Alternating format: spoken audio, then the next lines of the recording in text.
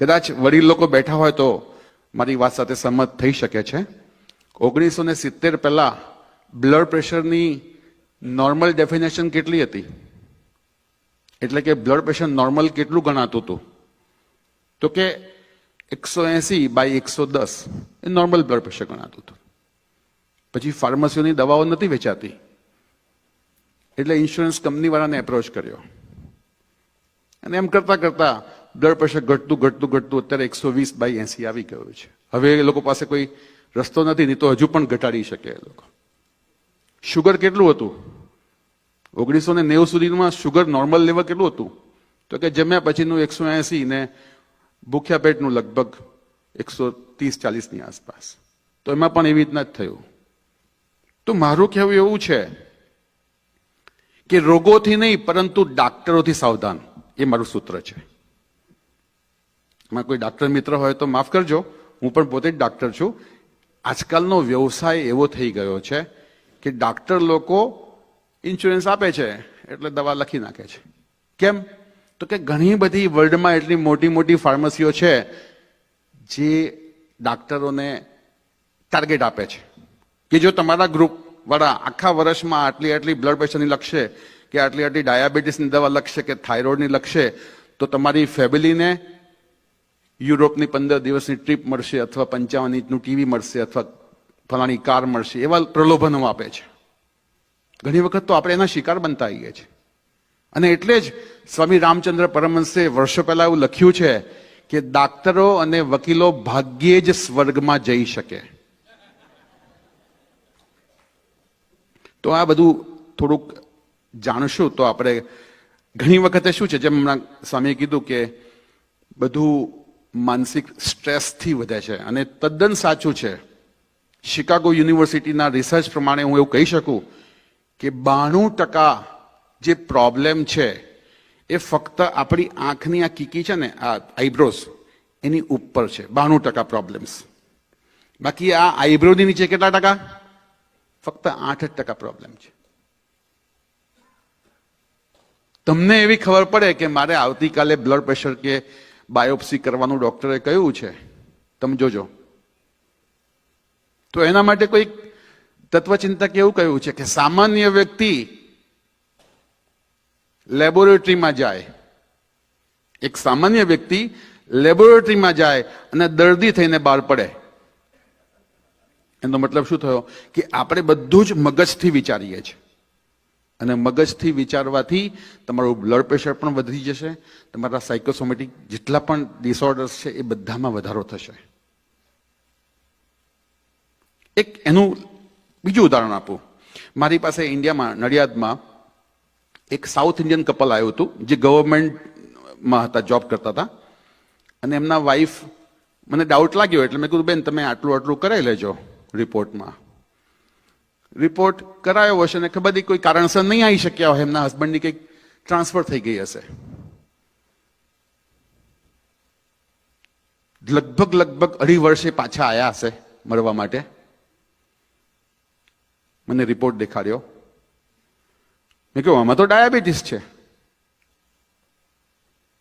2.5 વર્ષ સુધી એમને કોઈ પ્રોબ્લેમ નહોતો. જેવું જાણ્યું કે મને ડાયાબિટીસ આવ્યો છે ત્યારથી એમને થોડાક વખતમાં એમના બ્લડ પ્રેશર બી આવી ગયું ને ઘણી બધી પ્રોબ્લેમ એ શરૂ થઈ ગઈ. એટલે જાણવાથી ઘણી વખતે, હું એવું નથી કહેવા માંગતો કે તમે પોતાના રિપોર્ટ્સ રેગ્યુલરલી ન કઢાવો, એ લોકોની ફોર્માલિટી છે ડોક્ટરોની, એ કરવી જ પડે, નહીં તો તમે કોઈના પર શું કરી દો. પણ આનાથી સાઈડ ઇફેક્ટ્સ પણ ઘણી બધી છે અને પોસ્ટ ઇફેક્ટ પણ ઘણી બધી છે. તો ચાલો આપણે પેલા 4 સૂત્રો જોઈ લઈશું. જો આ 4 સૂત્ર જે વ્યક્તિ નિયમિતપણે 90 દિવસ એટલે કે 3 મહિના સુધી ફોલો કરશે, તો હું આ બોલી રહ્યો છું, રેકોર્ડિંગ થઈ રહ્યું છે, તમે લખી શકો છો કે એમાં ચોક્કસપણે દવાઓમાં ઘટાડો થઈ શકશે અથવા દવા બંધ પણ થઈ શકશે જો એને 100% ફોલો કરશો તો. વૈદ તમને કોઈ ચમત્કાર નથી કરવાનો કે ઓવરનાઇટ તમને બધું સારું થઈ જાય. એના માટે એની પ્રોસેસ છે, એનો સમયગાળો છે, એ તો લેશે જ. શ્રદ્ધા, ધીરજ અને 3જા નંબરે બહુ જ મહત્વનું કહ્યું છે ભગવાન ધન્વંતરીએ કે તપશ્ચર્યા કરાવવી પડશે. તપશ્ચર્યા એટલે એવું કે હું તમને એક હું તો અનુભવથી તમને કહી રહ્યો છું. કાંતિભાઈ પટેલ નામ છે, ચકલાસીના મૂળ વતની છે અને મહારાષ્ટ્રમાં ચંદ્રપુરના ગામમાં એમનો બહુ મોટો તમાકુનો બિઝનેસ, બધા તમાકુના પાઉચ બનાવીને વેચતા હોય છે ને બધા, એવો એમનો કંઈક વ્યવસાય. હવે એ મારે આ શબ્દ એટલે વાપરવું પડે કે તમને ખ્યાલ આવે કે જે લોકો દારૂ બહુ પીવે ને એ લોકોનું લીવર ખતમ થઈ જાય, એટલે સિરોસિસ નામનો રોગ. હવે સિરોસિસ થઈ ગયું એટલે એમને તો અમદાવાદમાં ને એપોલોમાં ને બધી ઘણી ઘણી જગ્યાએ એમને બોમ્બે સુધી પણ દેખાડ્યું અને કહે છે સાહેબ આમાં રસ્તો એક જ છે કે લીવર ટ્રાન્સપ્લાન્ટ કરાવવું પડે. અને એ વખતે હું 2013ની વાત કરું છું, તો એ વખતે લીવર ટ્રાન્સપ્લાન્ટ નવું આવ્યું હતું સર્જરીમાં, એટલે લીવર ટ્રાન્સપ્લાન્ટનો ખર્ચો ઇન્ડિયામાં એ વખત 40-50 લાખની આસપાસ થતો હતો અને એમાંય સક્સેસ રેશિયો બહુ ઓછો હતો. અત્યારે બી ઓછો જ છે, તમે જોઈ શકો છો ગૂગલ પર કે લીવર ટ્રાન્સપ્લાન્ટનો સક્સેસ રેશિયો કેટલો છે. એનીવે હું મારું એ વખતે ઇન્ડિયામાં જવું અને મારા પૂજ્ય દાદાજીનું લીવર પર ઘણું રિસર્ચ હતું એટલે એ લોકો જાણીને મારી બાજુ આવ્યા હતા ને બધી જે શું કહેવાય કાઉન્સેલિંગ કર્યું. હવે હું તપશ્ચર્યા કેમ શબ્દ બોલું છું ને આ ઉદાહરણ કેમ આપું છું કે મેં એમને કીધું કે તમારે તપશ્ચર્યા કરવી હોય તો આ રોગ સારો થઈ શકે એમ છે. આટલું મોટું પેટ, એમને અઠવાડિયે કાણું પાડીને પાણી કઢાવવું પડતું હતું 3-3, 5-5 લીટર જેટલું, અને ઇન્ફેક્શન થતા હતા. એટલે આમ તો 15 દિવસના એ મહેમાન હતા એવું ડૉક્ટરનું કહેવું હતું. મેં એમને કીધું તપશ્ચર્યા કરવાની તૈયારી છે? હા, કારણ કે બધી હોપ પતી ગઈ હતી. હવે તમને તપશ્ચર્યાનો એક એક્ઝામ્પલ આપું. મેં એમને કીધું 6 મહિના સુધી તમારા મોઢામાં પાણી ન જવું જોઈએ અને અન્નનો કોઈ દાણો ન જવો જોઈએ. તૈયારી છે? તો પહેલા તો ગભરાયા. ફક્ત ને ફક્ત અમારી દાદાજીની રિસર્ચ ફોર્મ્યુલા, દૂધમાં, ગાયના દૂધમાં જ્યારે પણ દૂધ પીવે ત્યારે એ દવા નાખીને પીવાનું. ભૂખ લાગે તોય દૂધ પીવાનું ગાયનું, ને તરસ લાગે તોય પણ ગાયનું દૂધ જ પીવાનું. સાહેબ એમને એવો ચમત્કાર થયો, તમે આજે પણ હું નંબર આપી શકું, તમે પૂછી શકો. આજે બધી દુનિયા ફરે છે, મજાથી ખાઈ પીને મજા કરે છે. 3 વર્ષ સુધી મેં એમને ટ્રીટમેન્ટ આપી. અત્યારે બીજી ટ્રીટમેન્ટ આપું છું ડાયાબિટીસની, પણ લીવરના કોઈ પ્રોબ્લેમ નથી. એ પછી તો કેટલાય લીવરના આવા બધા પેશન્ટો. આમાં શું છે કે સાચી માહિતી નથી મળતી. હવે એમને પણ કહું છું, જે લોકોને ઇન્ડિયામાં તમારી ઓળખાણ હોય અને જે લોકોને દારૂની ટેવથી લીવર બગડી ગયું હોય અથવા બીજા કોઈ કારણથી લીવર બગડી ગયું હોય, કૃપા કરીને એમને એવું કહેજો ટ્રાન્સપ્લાન્ટ ના કરાવતા. હું જાહેરાત નથી કરી રહ્યો, પણ હું કોઈ ગરીબોની મદદ કરવા આવ્યો છું કે કદાચ તમારા ગામમાં કોઈ ઓળખતું હોય ઇન્ડિયામાં તો બહુ નજીવા ખર્ચામાં સારું થઈ જાય છે. આમાં લાખોનો ખર્ચો નથી થતો. અને એ થયા પછી પણ, ટ્રાન્સપ્લાન્ટ કરાયા પછી પણ 10માંથી 3 જ વ્યક્તિ બચે છે. અને જે બચે છે એમને આખી જિંદગી 20,000 રૂપિયા દર મહિનાનો ખર્ચો છે. એન્ટીબાયોટિક ખાવી પડે આખી જિંદગી. હવે વાત ક્યાં છે કે જે લોકો 60 થી નીચેના છે એ લોકો કાલથી પ્રયત્ન કરશે. જે લોકો 4 ગ્લાસ પી શકતા હોય તો 4 ગ્લાસ, નહીં તો શરૂઆત 2 ગ્લાસથી તો કરજો જ. 2 ગ્લાસ ધીરે ધીરે અઠવાડિયામાં 3 ગ્લાસ કરજો, પછી ત્રીજા અઠવાડિયે 4 ગ્લાસ સુધી આવી જજો. જે લોકો 60 ની નીચે છે. અને પાણી બહુ ગરમ પણ ના હોવું જોઈએ, નવશેકું પાણી, લુકવમ. બેસીને 4 ગ્લાસ, એક શ્વાસમાં 1 ગ્લાસ પીવાનો છે. સવારનું પાણી, પહેલું પાણી ઘૂંટડે ઘૂંટડે નથી પીવાનું. ઘૂંટડે ઘૂંટડે પીશો તો એ પચી જશે, એમાં સલાઈવા ભેગી થશે તો પચી જશે, તો એ આગળમાં એટલે પેશાબમાં વધારે તમને જવું પડશે. પણ ઘૂંટડે ઘૂંટડે નથી પીવાનું. પહેલો ગ્લાસ એક જ શ્વાસમાં પીવાનો છે, બીજો ગ્લાસ એ પણ એક જ શ્વાસમાં. તો શું થશે? એ પચશે નહીં પાણી, અને સીધું એ તમારા લાર્જ ઇન્ટેસ્ટાઇનમાં પ્રેશર ઊભું કરશે. અને લાર્જ ઇન્ટેસ્ટાઇનમાં બધો મળ હોય ને આગલા દિવસ, તો બધું ત્યાં જ જમા હોય. તો ત્યાં પ્રેશર આપવા માટે આપણે એક શ્વાસમાં જ પાણી પીવાના છે. 2 થી 3, 3 થી 4. જે લોકો 60 થી નીચે છે, 60 થી ઉપર વાળા છે, એ લોકો 3 ગ્લાસ પીશે. શરૂઆત 1.5 ગ્લાસથી કરજો, જે લોકો 60 થી ઉપર વાળા છે. તમારા 50% તો પ્રોબ્લેમ કે આયુર્વેદમાં એવું કહે છે કે જિસકા પેટ સાફ ઉસકા સબ કુછ માફ.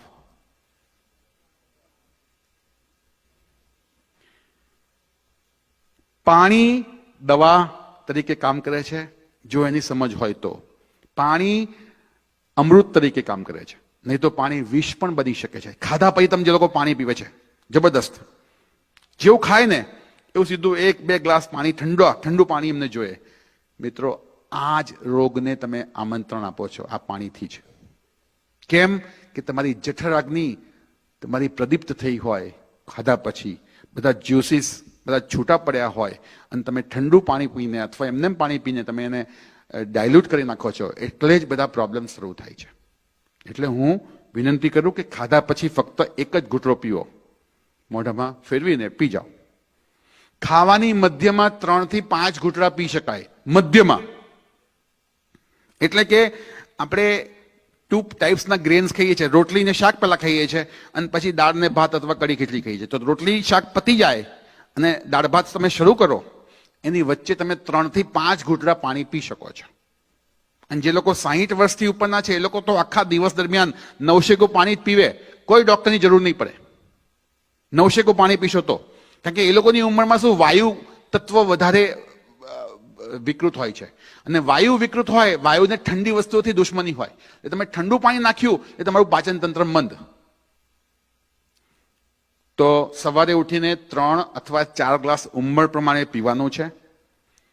પછી જેટલી વખત જમો એના કલાક પહેલા અને કલાક પછી એ વચ્ચે પાણી નથી પીવાનું. જેમ કે 1 વાગે જમવાનું છે તો 12 વાગે પછી પાણી નહીં પીવાનું. જમતી વખતે વચ્ચે 3 થી 4 ઘૂંટડા 5 ઘૂંટડા પી શકાય, મધ્યમાં એક જ વખત.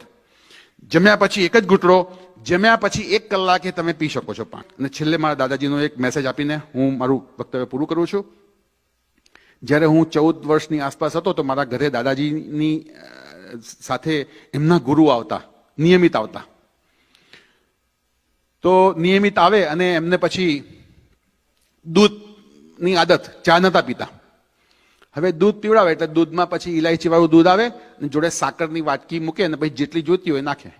તો હું આવું કાયમ જોઉં તો મને આ વખતે ઈચ્છા થઈ કે દાદાજી હું દૂધ લઈ આવું છું ગુરુજી માટે. હું દૂધ લઈને ગયો, પૂછ્યું કેટલું સાકર કેટલી નાખું? તો ગુરુજી કહે છે 1-1.5 ચમચી નાખ બેટા. તો જેવી હું વાટકી ઉઠાઈને નાખવા જઉં છું તો એ વાટકી મારા હાથમાંથી સમહાવ, નાનો હતો ને બહુ આમ એક્સાઇટ થઈને કદાચ કરવા ગયો હોઈશ તો મારા હાથમાંથી વાટકી એવી છૂટી કે લગભગ 70% સાકર બધી દૂધમાં પડીને બાકી બહાર પડી ગઈ. તો મારા દાદાએ મારી તરફ આંખ કાઢી. એટલે ગુરુજી જોઈ ગયા કે આંખ કેમ કાઢી? તો કે તમે 1-1.5 ચમચી કીધી એને આખી લગભગ અડધી પોણી વાટકી અંદર નાખી દીધી. તો કે નાખી દીધી એનો મતલબ એ થયો કે દૂધ ગળ્યું થઈ ગયું? જ્યાં સુધી હું એ ચમચી લઈને હું એને હલાવીશ નહીં ત્યાં સુધી દૂધ મોડું જ રહેશે. સેમ એવી રીતના હું અહીંયા વારે વારે આવીને દર 2-4 વર્ષે તમને આવીને હું ઘણા ગોલ્ડન સૂત્રો આપીશ, પણ તમે જો એને 3 મહિના સુધી મહેનત નહીં કરો, એને નહીં હલાવો તો આપણું જીવન પણ મોડું જ રહેશે. એટલે આશા રાખું કે બીજી વાર આવું તો તમે બધા અનુભવમાં હશો. જય સ્વામિનારાયણ. અને અહીંથી જતી વખતે મારા ફ્લાયર છે, ફ્લાયર લઈને જજો. તમને ભવિષ્યમાં કંઈ પ્રશ્ન પૂછવા હોય ઓનલાઈનથી કે ફોનથી તો તમે વેલકમ છો. જય સ્વામિનારાયણ.